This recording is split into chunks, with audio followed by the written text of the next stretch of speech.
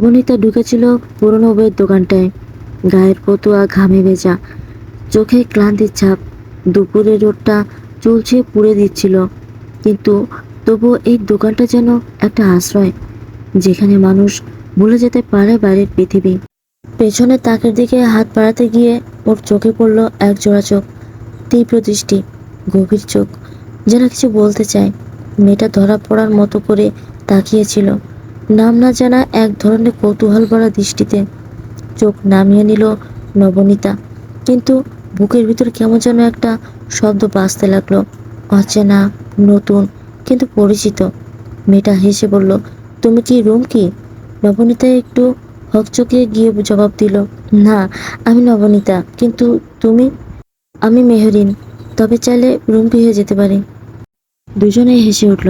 এমন একটা বিকেল যেখানে কেউ কাউকে চিনত না, তবু মনে হচ্ছিল অনেক কাল ধরে চেনে।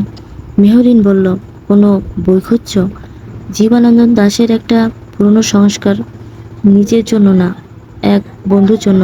তাহলে তো তোমার বন্ধু নিশ্চয়ই খুব সুন্দর, ভালোবাসে। না না, ও কষ্ট ভালোবাসে। দুজন চুপ করে দাঁড়িয়ে থাকলো, যেন কষ্টের সঙ্গে কারো একটা গোপন চুক্তি রয়েছে, অথবা হয়তো তারা দুজনের। মেহরিন হঠাৎ বলল, চা খাবে? নবনীতা কিছু না ভেবে বলে ফেলল, হ্যাঁ। তারা পাশাপাশি হাঁটছিল, ফুটপাত ধরে। রোদটা তখনও রয়ে গেছে, কিন্তু হঠাৎ মনে হলো সেটা আর জ্বালায় না, যেন কেবল আলতোভাবে ছুঁয়ে যায়। চায়ের দোকানে বসে মেহরিন বলল, তুমি প্রথম দেখতেই কেমন যেন চেনা চেনা লাগে। নবনীতা একটু চমকে গেল, কিন্তু মুখে বলল, তুমি সব মেয়েকে এমন বলো? মেহরিন হেসে বলল, সব মেয়ে তো এমন করে তাকায় না। একটা বিকেল, একটা চা, আর এক জোড়া চোখ। শুরুটা হয় ঠিক এভাবে, একটা ছোট স্পর্শে, এক টুকরো রোদের আলোতে। চায়ের কাপ দুটো ঠোঁট ছুঁয়ে এসেছে, কিন্তু ওদের কথাগুলো যেন এখনো মনের ভিতর আটকে আছে। নবনীতা চুপচাপ বসে, মেহরিন তাকিয়ে থাকে ওর আঙুল লড়াচড়ার দিকে। তুমি এত চুপচাপ কেন? চুপ থাকা ভালো লাগে, শব্দের বাইরে কিন্তু অনুভব করা যায়, জানো? তুমি তাহলে শব্দের আগেও অনুভব করতে পারো? নবনীতা একটু হেসে বলে, চেষ্টা করি।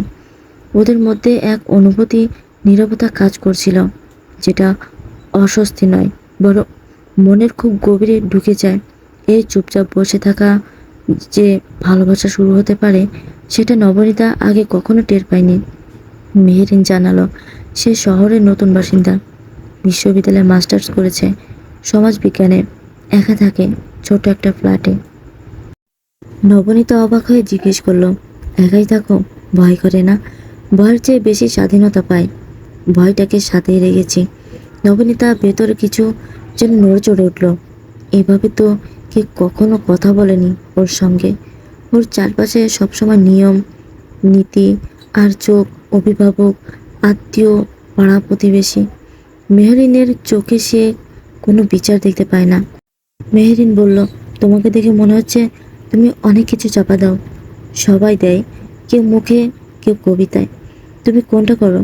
আমি কবিতায় দিই, কিন্তু আজ তোমার সামনে মুখে বলেছি। এক মুহূর্তে থেমে নবনীতা বলল, তোমার সঙ্গে কথা বলতে ভালোই লাগে। মেহরিন একটু ঝুঁকে এসে বলল, আমারও। এমনভাবে কেউ কথা বলেনি আমার সঙ্গে অনেক দিন ধরে। চায়ের দোকানটা তখন প্রায় ফাঁকা, রোদটা নিস্তেজ হয়ে এসেছে, কিন্তু বাতাসে একটা উষ্ণতা রয়ে গেছে, যেন মেহরিনের গলার শব্দ এখনো বাতাসে ভেসে আছে। বিদায়ের সময় মেহরিন বলল, কাল বিকেলেও আসবে? নবনীতা একটু থেমে একটু লজ্জা পেয়ে বলল, হ্যাঁ, আমি আসবো। আর সেদিন নবনীতা যখন বাসায় ফিরছিল, তখন বারবার মনে পড়ছিল মেহরিনের গলার স্বর। ভেতর থেকে একটা প্রশ্ন উঠে আসছিল, এই অনুভবটা ঠিক কি? নবনীতা আগেভাগে এসেই বসে পড়েছে সেই বইয়ের দোকানের সামনে। আজ রোদটা একটু নরম, বাতাসে হালকা ধুলোর গন্ধ, কিন্তু ওর চোখে আজ একটু অন্যরকম জ্বালা। মন যেন শান্ত নয়। মেহরিন এলো প্রায় 10 মিনিট পর, চুল এলোমেলো, চোখে রোদ চশমা, কাঁধে একটা খয়েরি ব্যাগ। তুমি আগেই চলে এসেছো? হ্যাঁ, আজ তোমায় দেখতে ইচ্ছে করছিল বেশি। মেহরিন একটু চমকে গেল। নবনীতার এমন সরল স্বীকারোক্তি শুনে কিছুক্ষণ চুপ করে রইল। চুপচাপ হাঁটতে হাঁটতে তারা গেল পার্কে।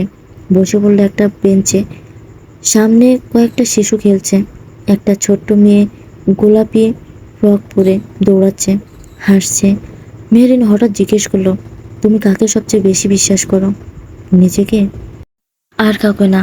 কারোর উপর বিশ্বাস রাখতে গেলে ভাঙার ভয় জাগে, তাই নিজের মধ্যে সব রাখি। মেহরিন মুখটা নামিয়ে বলল, তারপর আস্তে করে বলল, আমি চাই তুমি আমার উপর একটু বিশ্বাস রাখো। নবনীতা তাকিয়েছিল ওর মুখের দিকে। মেহরিনের ঠোঁটের কোণে মিথ্যা নেই, চোখে কোনো ধোঁকা নেই, শুধু এক ধরনের অপেক্ষা, যেন বহুদিন ধরে কোনো সাড়া চায়। নবনীতা আস্তে করে জিজ্ঞেস করলো, তুমি কি আমাকে অন্যরকম ভাবে পছন্দ করো? মেহরিন কোনো জবাব দিল না, চোখ তুলে শুধু বলল, তুই কি ভয় পাচ্ছিস? নবনীতা একটু কেঁপে উঠল।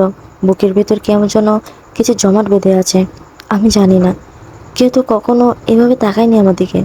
মেহরিন ধীরে বলল, আমি তাকাবো, কিন্তু তখনও যদি তুই নিজেকে লুকিয়ে রাখিস, আমি থেমে যাব না। ওদের চারপাশে তখন সূর্য ডুবে যাচ্ছে, আর সেই বিকেলে রোদটা দুই মেয়ের মাঝখানে একটা অদৃশ্য সেতু হয়ে জেগে আছে। তো বন্ধুরা, এরপর কি হতে চলেছে তা জানার জন্য আমাদের সাথেই থাকুন।